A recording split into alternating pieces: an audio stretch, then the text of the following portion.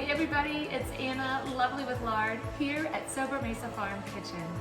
And today we are going to be tackling a wonderful recipe, and I'm going to give you a little back history on this recipe. So my husband and I, as some of you know, have a speakeasy or underground restaurant in our home, and it's a non-for-profit organization called Sobremesa Charitable Foundation.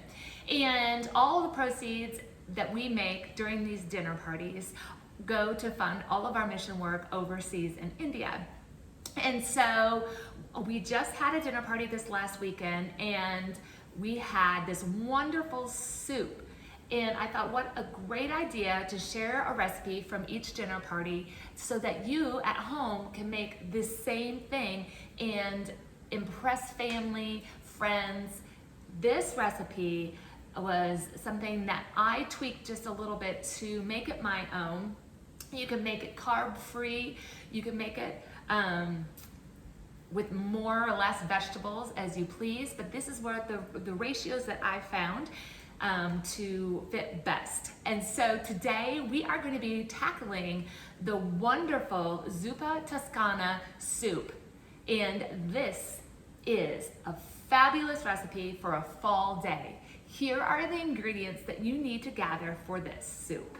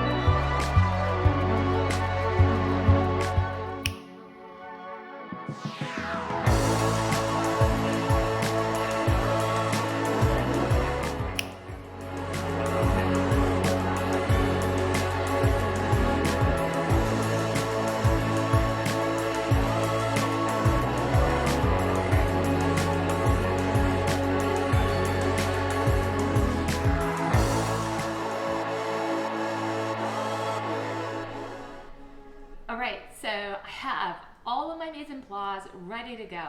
And if you have your mise en place, all your ingredients ready to go, this just makes it so quick and you can throw it together super fast. But before we get back here to the stove to throw our soup together, I want to show you, some of you may not be very familiar with kale. Some of you may be, some of you may not. But I want to demonstrate to you how you do the kale. I want to show you, so there's various varieties of kale depending on what you can get at your farmer's market or your grocery store. This came from our local farmer's market. This year in my garden I actually had something called black kale, and actually the seeds came from Toscana that I brought home with me. And unfortunately towards the end of the season I had to rip it all out. Got really buggy and wormy, and so I just went ahead and got rid of it. So I got this at our local farmer's market, and it is a curl leaf kale. If you can see how the leaves curl, and the difference between this and the black kale is the black kale is this long, skinny, really dark, deep green kale leaf, and this is just a little bit different. The leaves are a little bit curlier, and that's okay. It just depends on what you can find in your area. But I want to show you this. The stem on kale is really tough and really hard, and we don't want that in our soup. So what you want to do to get a beautiful bowl like this is, all we're going to do is, I like to start here and I get the little guys off there first. And from here, I'm just going to kind of strip the actual leaf off, and I'm leaving that stem, the vein of the stem that goes all the way down. I'm getting rid of that, just like this. So that is what I have left. That'll be a great little snack for our pigs or our chickens that I'll throw out, or even in our compost pile. And Here I have this, and then you can either chop this or you can tear it with your hands. Now another little trick with kale, because kale can be very fibrous and very tough, is you can actually massage the kale just a little bit with your hands to break down those fibers to make it a little bit more tender. So that is how we kind of handle the kale if you've never tackled kale before. Super easy, don't be afraid of it. All right, so let's go ahead, head on back here to the stove and get started with our soup. And before you know it, it'll be done. All right, here in my cast iron skillet, I have my heat turned on to medium high, and I'm going to add a little bit of olive oil to this, and go ahead and let that get nice and heated up.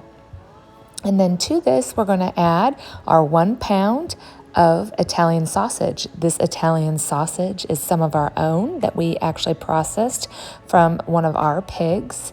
And my husband and I just kind of like the way our Italian sausage turns out. The seasonings that we use is just really nice and flavorful.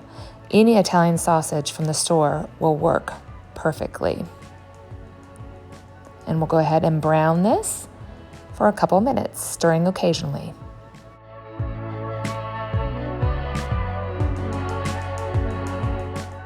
After about 5 minutes, our sausage is ready to go to add other ingredients to it. So we're going to go ahead and add our chopped half red onion to this, stirring it in. And then we are going to be adding our 4 minced cloves of garlic. And we're just going to be cooking this for about 5 minutes, stirring occasionally, keeping that heat at about medium high. And we want those onions to become translucent.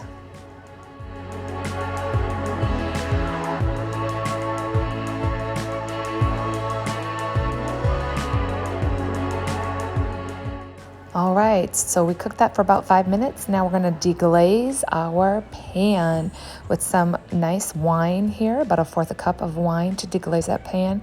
Stir it around.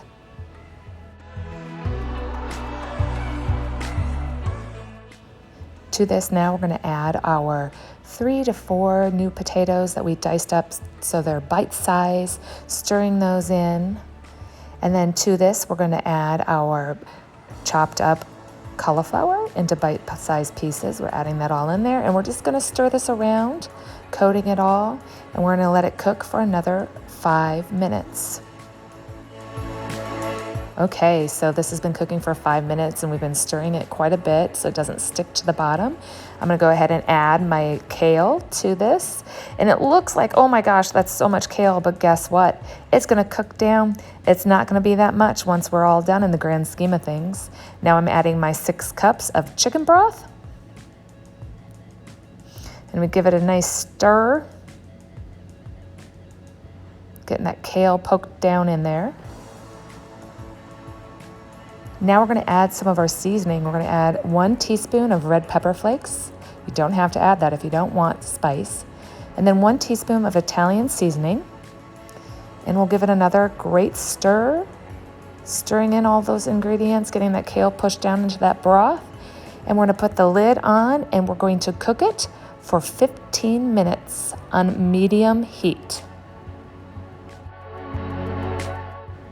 Now during that 15 minutes, you want to make sure that you are stirring occasionally. Now one thing to note is you don't have to use potatoes in this if you want to go carb-free. You don't have to put this much kale in it. And you don't even need to use cauliflower. You make it your own, whatever you like.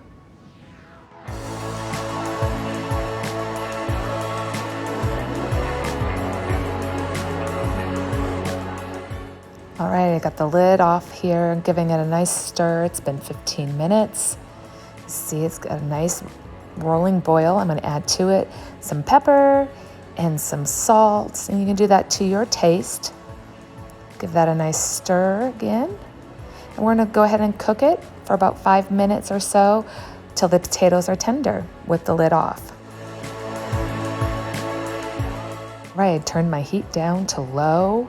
And I'm going to give this a nice stir. My potatoes are tender. Everything looks good. I'm going to add 1 cup of heavy cream to this. And I'm going to give it a nice stir and cook it on low for 5 more minutes.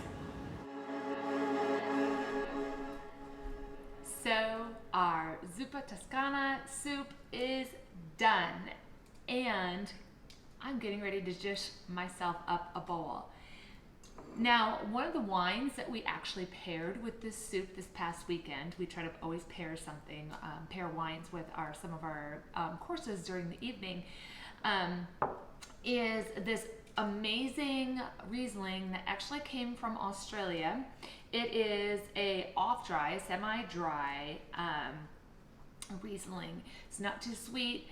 It's not too dry. It's just like this really nice, crisp Riesling.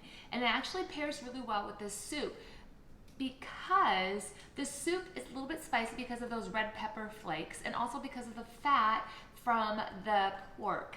So I'm going to go ahead and pour myself a beautiful glass of this wine.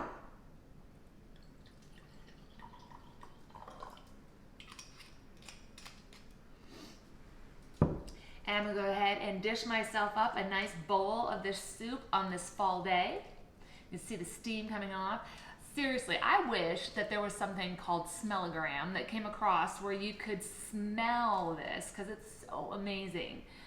I'm going to go ahead and give myself a little bit here, making sure I get some kale, some potatoes, some cauliflower. Now, as I said in the video earlier, you don't have to put potatoes in this if you are on a low-carb diet. You could totally leave the potatoes out. And guess what? If you have problems with dairy, you don't have to put the cream in. You can just have it as a broth soup. There's so many things that you could do with this. If you don't like spicy, then leave the red pepper flakes out. Now, from this, I'm going to go ahead and add just a little bit of fresh Parmesan onto my soup. And if you had some like amazing crusty bread to go with this, we are trying not to eat as much bread lately at our house. We've got maybe some gluten allergy happening with my oldest, so we kind of have been cutting that out. But if I could, I would totally be dipping some crusty bread into this. So, let's taste it.